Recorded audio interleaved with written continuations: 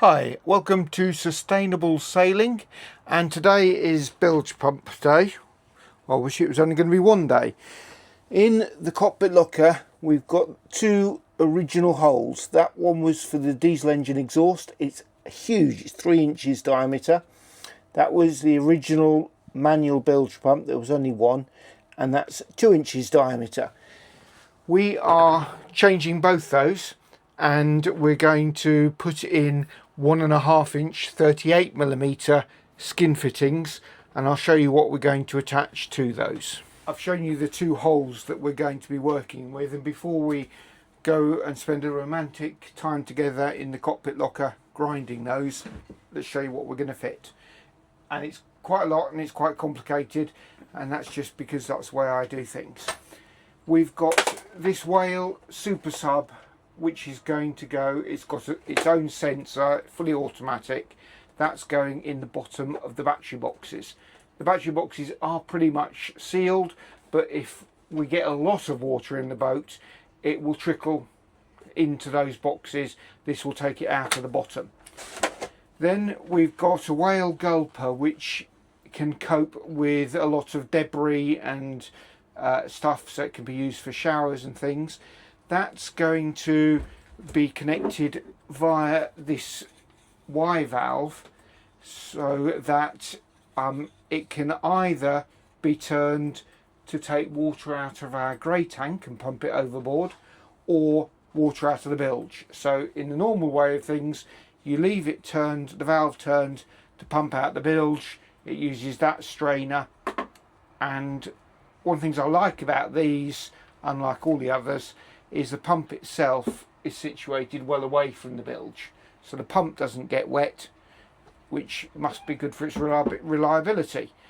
So that gives us both grey water and bilge. Then we have the one that we're required to have by law, which is a manual bilge pump. That's going to go into that bulkhead where the scrappy timber is at the moment. It's got a plate to go, and a handle somewhere. And there's a handle somewhere. That uses a 19mm hose. That uses a 25mm hose. This uses a 38mm hose. All those three are going to be connected to the forward skin fitting. So this is a 38mm 1.5 inch skin fitting. We've got the right angle bend, so when that's on the hull, we immediately start going up the hull and not intruding into the cockpit locker. As it comes up from there, we will split with a 38mm Y, so that one goes via an anti-siphon loop to this manual bilge pump and on into the bilge. That branch goes via that splitter and a further reducer, so that that branch goes via an anti-siphon to that pump. That branch goes via the reducer to an incy little bit anti-siphon for that pump. Okay, that is our forward skin fitting. Then, as well as this one pumping out the main bilge, we've got this higher capacity one. This is all enclosed. It's got the filter, it's got the sensor, everything sitting with the pump. It's a 25mm hose, and that is 1100 gallons per hour. This is 650. This is quite a lot less. So that goes in the bilge. Another Super Sub goes in the cofferdam, where we've got the seacocks for the cockpit drains, we've got the propeller shaft coming in, and a seacock for salt water in for water maker in the future. In the cofferdam, that goes there to try to stop water ever overflowing into the main bilge. And so these two share this skin fitting. Again, it's got a right angle, it's got a splitter, and it's got what we need to get to one more of these. No, one more of those ones. It's got that one, 25mm after the reducer for that pump. Yep. It's going to have another one of those after the reducers for that pump. We have 2 pumps going out through that skin fitting and 3 pumps going out through that skin fitting, and that balances it reasonably because these 2 are about the same capacity as all 3 of these. We don't have to make any extra holes in the boat. And there's one thing now that you haven't mentioned at all yet. What's that? The one by your left hand. Oh, this. Yeah. This is the float switch for the gulper because it doesn't have a, because it's not in the bilge, it doesn't have a float sensor with it or a water sensor. So this is a air pressure one. You don't get any wiring actually in the water. And you might notice that there's a glaring omission in all of this. There is no actual tubing. oh, the hoses, we've got some hose, but we want to get all these in position. We thought to we'd work check out. to see how long all of the hoses need to be because it's so complicated. It's And very then we difficult. can procrastinate the job so it lasts a bit longer. Oh, well, maybe not that. Right, we are now going to have a cosy time in that locker with vacuum cleaner and the grinder. We've we'll show you in a second. We put all cardboard sealed up to block off all the exits for dust. So hopefully it's not going to cover the whole boat in dust. Just us. Okay, we're ready. Well, Dave assures me that there's room for both of us down there. I'm not entirely convinced, but I'll pass it to him to show you what he's been doing. The exciting hole. We've got all the various holes that exist to the rest of the boat filled with cardboard, and that's the 2-inch hole that we've got to taper now just from the inside, so we can put gel coat and then fiberglass to fill it back up, and then drill for the 38mm hole, so 38 instead of 50. And this one is 3 inches, which is what, about 80mm something. So that's again got to be tapered, filled with fiberglass.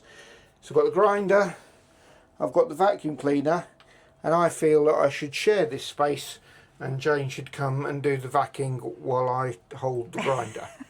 She's extremely enthusiastic I'm so about enthusiastic. that idea. We'll see in a bit. We've had a slight pause. We've just been changing the filters on our masks. Had to change the flapper disc.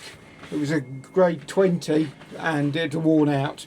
But we've pretty much finished the first hole and partway through the second hole, which had some timber just below it, an old shelf support. Maybe it was from the old fuel tanks that I hadn't cut out quite fully, so I'm actually having to take that out. But we couldn't see anything to know what we were doing either. We've swapped a bag in the bin, in the vacuum cleaner, and this is going to take ages to clear up afterwards, but never mind, we are going to finish it. Honest. Yes. Let's get on with it. The grinding is finished. Hooray! And we have vacuumed the worst out. Yes. That's 2 bags full in the vacuum cleaner. And I went and jumped in the sea, and then we've both had showers, and the clothing that we were wearing is all going straight into a bucket. So but we've got a cup of tea and coffee. With tea and coffee, so that's where we're going to take it through today. We're just going to finish clearing up and be ready to do the fiberglass to fill those holes properly. We've got to start with a plastic film that we've been given by the professional glass fibre man in the yard. That gets stuck on the outside, then some gel coat onto that, then many layers of fiberglass to build it up to the 2 centimetres. Oh, it was quite a chunk. It was thick. Yeah, 2 it's centimetres reassuring, thick, the hull as there. everyone always says, to see how thick the hull is. And interestingly, because we had a scare when we were grinding off over on the port side for fitting the knees for the rigging, that I was, oh no, have I nearly gone through, because the colour changed. And it turns out that the innermost centimetre is white. It's got dye like in it or flow something. coat mixed in with the fiberglass resin, and then it goes to what you would expect to see fiberglass no colour. with no colour for about another centimetre, and then there's a gel coat. So where we were worried that I'd ground through, there was a centimetre left. Well, we did fill it up again with And plenty of fiberglass. Oh yes, it's had all the thickness. People said you got to get rid of that flow coat, but it wasn't normal. It wasn't like that. It's not a coating on top. It's right the hull way through. has dyes in it, in the fiberglass. Yeah. I think they wanted it not to actually be see-through. Yeah. And the lower part under the water has a red dye in it. Yes. So we're going to pause the video here.